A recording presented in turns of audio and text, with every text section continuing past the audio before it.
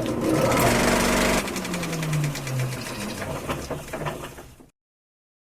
Holics! What's up, guys? Today on Reviews by Kyler, we are going to be looking at Quentin Tarantino's 8th film, and good God, does he let you know it's his 8th film. That movie, of course, is The Hateful Eight, and it stars a slew of amazing actors, up to and including Samuel L. Jackson, Kurt Russell, Jennifer Jason Leigh, Channing Tatum makes an appearance. The list goes on and on and on. Amazing talent in this film. Now, going into this movie, if you watch the previews, you don't really know a whole lot about it, so just me giving you a basic plot synopsis is kind of a spoiler, but I'm not going to get any real spoilers, so you've been warned for the plot stuff. But again, it's all real basic. I would do nothing to alter your viewing experience, I promise. That being said, let's get right into it. The film opens up and you figure out the plot very quickly. Kurt Russell is a bounty hunter transporting Jennifer Jason Leigh cross country. They're going to a town called Red Rock where she's going to hang to die. And Samuel L. Jackson gets picked up along the way. Also, Walter Goggins, I believe is his name. He gets picked up as well, and they all end up in this cabin of sorts.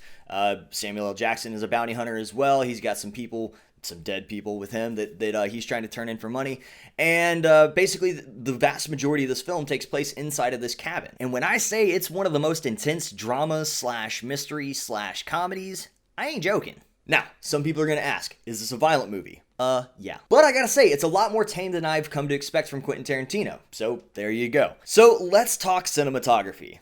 Because holy crap, the cinematography in this film knocked my socks off. I do have one gripe about it. It's not really the cinematography, it's more with the lighting, and I'll get to that in a second. But the cinematography is absolutely amazing. It was shot in 70 millimeter, which, is a huge film format.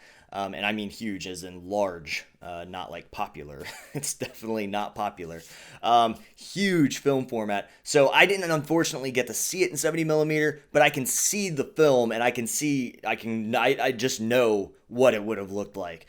If I can get to see it in 70 millimeter, I probably will, but I didn't this time. Totally fine. I still loved the freaking movie, and I loved the cinematography. The opening with these gigantic, wide landscape shots were just absolutely breathtaking. Getting into whenever they would go into the cabin or in the carriage that they start in, it all cuts together so well. The camera moves when it needs to move. It hangs when it needs to hang. Cut beautifully, by the way. I think his old editor, I think she passed away. So he's been using somebody else since Django, I believe. And it's cut beautifully. Again, cinematography great, editing great. Now let's get into the acting. Literally, the acting by everybody was superb. Everybody. Not one single person on camera did bad or even mediocre. Everybody was so top-notch. But there's one to me that stands out above the crowd, and that's Samuel L. Jackson. I think pretty much everybody's going to say the same thing here. It is probably the best performance I've ever seen him give. It's at least the second best, but I'm saying it probably takes that top spot above Pulp Fiction. He was built for this role. He has lived his life in the way that he has so that he could perform in this film, and it was amazing. He did such a great job. I can't sing praises enough. People are saying, Oscar, Oscar. I don't really adhere to Oscars anyway. They just, they're so political.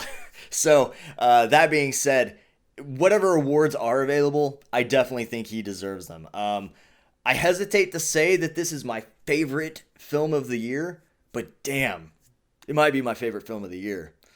That being said, let's get into a few gripes, because there are two gripes that I've got. So the first gripe is the way that they lit the inside of the cabin. Now, a lot of you are going to be like, well, I don't even notice that. And that's fine. It's something that I pay attention to. When you look at the light, it's all very sculpted. They're clearly using lights and not lanterns, which is what they're supposed to be using. Also, the color temperature of the lights are very white versus candlelight would be much oranger. So that kind of stuff was just it's little stuff, tidbits. It didn't take me out of the film or anything. It was just something that I noticed. I was like, man, I wish they had kind of dumbed it down a little bit. Wish it had been a darker, little grittier feel than it was. But I understand, not everybody has the same taste in cinematography. So that's just that's the way I would have done it. Look at me. I'm reviewing the film, not making it. So what does that say? That was one gripe. Now the other gripe is kind of a spoiler. I'm not gonna say specifically what happens, but there are I think 2 or 3 segments where there's a voiceover that happens, and I hated it. I mean, I hated it. Every time I heard it, I hated it.